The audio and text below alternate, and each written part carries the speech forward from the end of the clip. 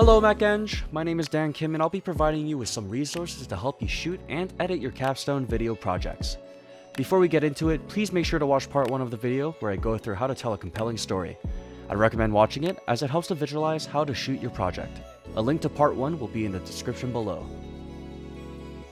I'll be covering 2 topics today, video editing and video shooting, and what resources you can use when it comes to doing that.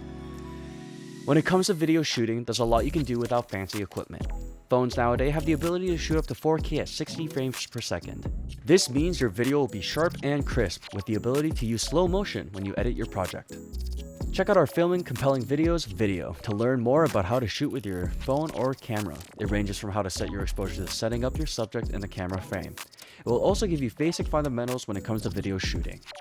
When it comes to video editing, there are many different tools that you can use depending on your operating system. For Windows and Mac, you can use a program called DaVinci Resolve. It is a free editing program that is similar to Adobe Premiere Pro.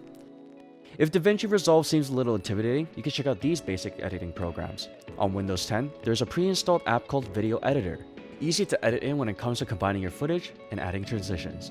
However, there is not much you can do creatively in terms of using different fonts or basic lighting editing. On Mac OS, there's a program called iMovie. It's another basic editor that you can use to combine footage and add transitions. There's a lot more flexibility compared to the Video Editor app on Windows. Both tutorials for Windows and Mac OS editing will be in the link below. These tutorials will give you the basics to get started in editing.